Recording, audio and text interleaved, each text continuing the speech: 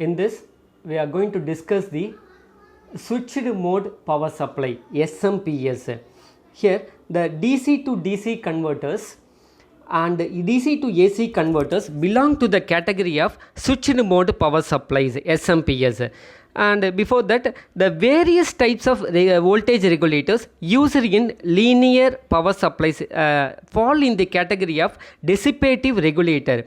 So what is a dissipative regulator means? So they have a voltage control element, usually transistor or Zener diode, which dissipates the power equal to the voltage difference between unregulated input voltage and a fixed supply voltage. So this is a dissipative regulator. What about your switching regulator concept means? So in this switching regulator, it acts as a continuously variable power converter. The important one is its efficiency is not affected by the voltage difference. Hence it is called non-dissipative regulator. Non-dissipative regulator. So it is one of the advantage in this switched mode power supply. So the block diagram shows the SMPS. So the voltage difference, error amplifier, the voltage difference is given to the error amplifier, which amplifies the input value, which is applied to the control logic. So this control logic is operated by the oscillator. So the oscillator in the above figure allows the control element to be switched on and off. So the control element usually consists of a transistor switch, an inductor and a diode. So for each switch on, energy is pumped into the magnetic field associated with the inductor in the control element, which is a transformer winding in practice. So this stored energy is then released to the load at the desired voltage level. Next one, by varying the duty cycle or the frequency of switching, we can vary the stored energy in each cycle and thus control the output voltage. Higher efficiency is obtained since only the energy is required is pumped to maintain the load current. Hence, there is no power dissipation. So it is this is a idea behind the switched mode power supply. So there are different types of SMPS: DC to DC converter, forward converter, flyback converter and self-oscillating flyback converter. Let us discuss one by one. Let us move on to the DC to DC converter. So the block diagram shows the DC to DC converter. Here it shows a rectifier and filter and the high frequency switch, and there is a transformer, and here there is a feedback circuit. So the primary power received from AC is rectified and filtered as a high voltage DC. It is then switched at a huge rate of speed, approximately 15 kHz to 50 kHz. This one, 15 kHz to 50 kHz, and fed to the primary side of the step down transformer, primary step down transformer. So the output at the secondary side of the transformer is rectified and the filtered, then it is fed to the output value. So a part of the value is output is sent back to the switching to control the output voltage. So that is another one, error amplifier. So with the help of this, we can control the output voltage to get the desired value. So that's why we can go for the feedback. So this SMPS is rely on PWM, that is pulse width modulator, to control the average value of the output voltage. So let us discuss what happens if any deviation. So as the load increases, output voltage tends to fall. So most switching power supplies regulate their output using the method called this one, pulse width modulator.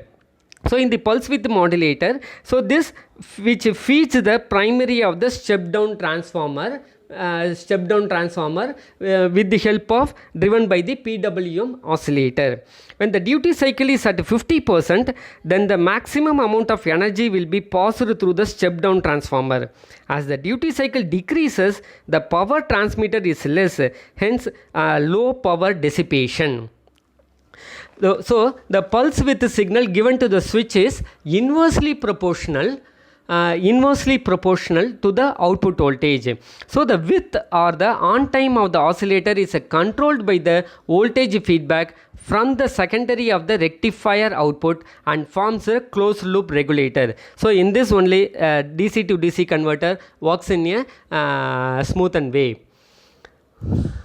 So let us go to the forward converter. So in the forward converter, the choke carries both current and the transistor is conducting or in this under the off condition. So the diode carries the current during this diode carries the current during the off period of the transistor. So therefore the energy flows into the load during both the periods, during the on period also in the off period. So on period it will flow in this way, off period it will flow in this way.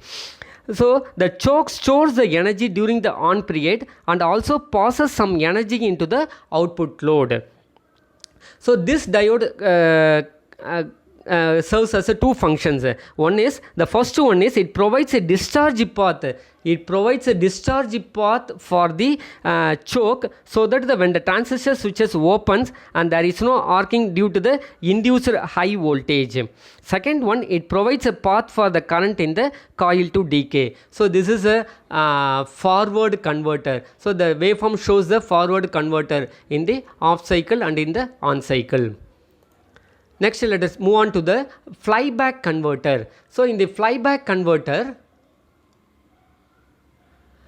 and it is a power supply topology that uses mutually coupled inductor to store energy when current passes through and releasing the energy when the power is removed. So that is a important concept behind in the flyback converter. And when the current flowing through an inductor is cut off, when the current flowing through the inductor is cut off, the energy stored in the magnetic field is released by a sudden reversal of the terminal voltage. And next one, if the diode is in place to conduct the stored energy somewhere, it is useful. That is, this diode is called the flyback diode. This only requires one winding of the inductor, so the inductor is called the flyback transformer. So the whole arrangement is needed. So transferring a energy to the secondary side, of the power supply only when the primary side is switching off. And next one, the basic flyback converter, it is a relatively small number of components. It is the basic flyback converter. So that is switching the device chops the input DC voltage and the energy in the primary is transferred to the secondary through the switching transformer. So the diode in the secondary rectifies the voltage. This diode in the secondary rectifies the voltage when the capacitor smoothens the rectified voltage. So in the practical circuit, feedback circuit is used to monitor the output voltage while the control circuit switching device. So already we have discussed there is one feedback to monitor or to control the output voltage in the desired value.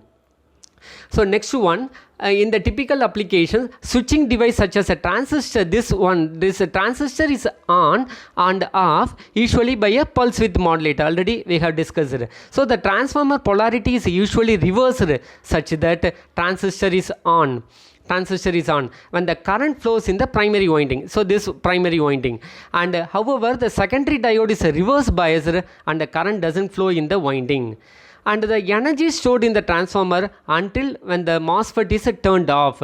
So this stored energy produces a current that forward biases the diode, which rectifies to the produced DC output. So this is a flyback converter. And some of the advantages are the primary is isolated from the output and the capable of supplying the multiple output voltage, all isolated from the primary. And some of the applications are, so in the television set and a standby power supply for the computers and the cell phone and mobile device chargers. So this is a flyback converter. So that's what we have discussed here. Next, we will move on to the self-oscillating flyback converter. So this self-oscillating flyback converter is also called a ringing choke converter. So RCC converter. This RCC technique is now widely used in mobile phone battery chargers, electronic ballast, and etc. Why it is called ringing choke converter means because the regenerative signal for oscillation comes from the ringing of the transformer choke. So that is a important one. So the basic circuit shows the self oscillating flyback converter. When the T1 is on, as a result base current flows. So T1 is on, base current flows and base to the base winding, and collector current flows. When the base current is insufficient, this T1 is off and the current flows in the opposite side, that is in the secondary side. So that is a concept behind in the ringing choke converter. So the converter is a self-exciting type. It performs this operation repeatedly. So let us discuss in detail. When the input voltage is applied, the base current flows to the transistor through the starting resistor. When the input voltage is applied, base current is flowing, so the transistor T1 is on. The transformer primary winding is excited. Transformer primary winding is excited, and the transistor is forward biased by the voltage induced in the base winding. As a result, voltage induced in the base winding increases with the rising of the collector current, and the transistor is turned on quickly. So this is the first one. When the transistor shifts to the active region, what happens? The collector voltage increases, and automatically the voltage of the primary and the base windings drop, and automatically the transistor is turned off. So this as a consequence, energy stored in the transformer is transferred to the load through the rectifier and filter components on the secondary side. So this circuit repeats the switching process with an operating frequency that varies with the input voltage and the state of the output load. So this is a self-oscillating flyback converter. This is a waveform of this self-oscillating converter.